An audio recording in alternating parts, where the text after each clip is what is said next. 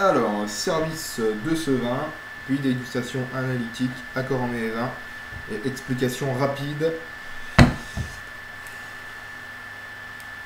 Alors, mesdames et messieurs, je suis en train d'ouvrir cette bouteille de Château Vanière sur l'appellation Bandol dans le département du Var.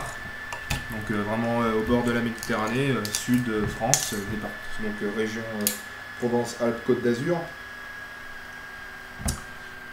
C'est un vin rouge, celui-ci, millésime 2010, un très joli domaine sur la Cadir-les-Azurs, joli millésime également. Bandol est une appellation très réputée pour à la fois des vins blancs, rouges et rosés.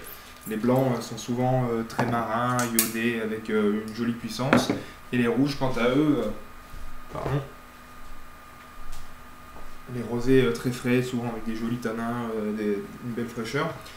Et les rouges, quant à eux, sont souvent très puissants. Puissants pourquoi? Parce que le cépage dominant, c'est le Mourvèdre. Et c'est un cépage qui, lorsqu'il est jeune, va donner vraiment beaucoup de tanins, beaucoup de structure, des sensations de chocolaté. Et dès qu'il a un petit peu d'âge, un petit peu d'évolution, on va avoir toujours cette puissance, ce caractère très ensoleillé, compoté, mais vraiment avec beaucoup d'épices et toujours une texture très soyeuse. Donc je me permets de suite de débuter la dégustation de ce vin rouge, d'une robe cerise noire très intense, au reflet légèrement carmin.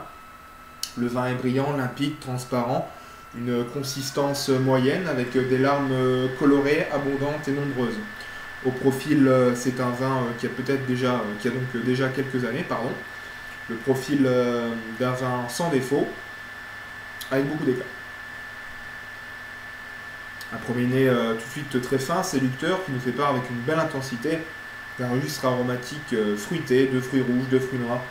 Une sensation épicée, tout de suite assez avenante. Après aération, le nez se dévoile davantage, les arômes se précisent. On retrouve toujours ces touches de fruits noirs compotés, ici sur le cassis, la mûre.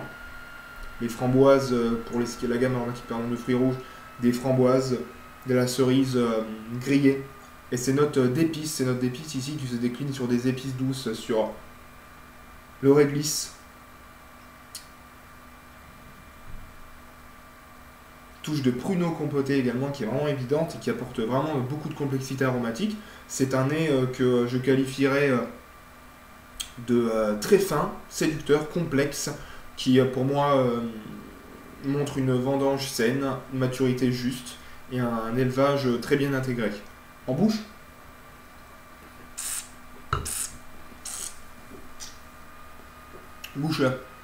le vin est sec, puissant, une attaque franche, vive, tout de suite relayée par des tanins présents, qui apportent beaucoup de volume mais qui sont soyeux, qui sont enrobés, qui sont accompagnés par une très jolie rondeur qui va venir tapisser le bord des joues.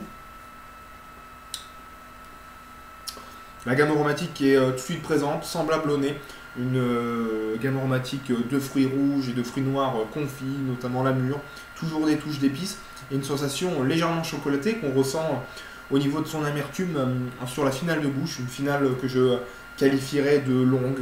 On est au-delà des 6 caudali. C'est un vin que j'apprécie par son équilibre. On a une bouche vraiment très équilibrée entre puissance, alcool et fraîcheur. Un vin rouge harmonieux que j'aimerais servir à une température de 16 degrés, une température comme celle-ci pour apprécier son intensité aromatique et à la fois garder toute cette texture suave. C'est un vin agréable maintenant, mais qui peut voir facilement encore 5 à 8 ans de cave. C'est un vin que j'aimerais servir aux abords de viande goûteuse.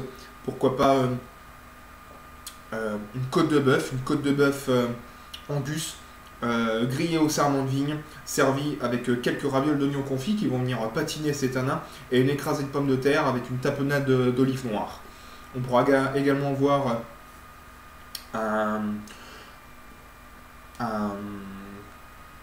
côte de chevreuil qui aurait été grillée, servie avec quelques herbes aromatiques, des herbes de Provence, et servi avec une sauce vin rouge et relevé d'une toute petite touche de cacao pour rappeler cette amertume et cette sensation légèrement chocolatée qu'on retrouvait sur la fin de bouche avec quelques carottes fan sautées au beurre. On pourra également voir ceci avec une côte de cochon, cul noir de Bigorre, rôti à la broche longuement, laqué avec un petit peu de crème de cassis, servi avec un gratin de haricots tarbés, légèrement torréfié. Merci pour cet exercice.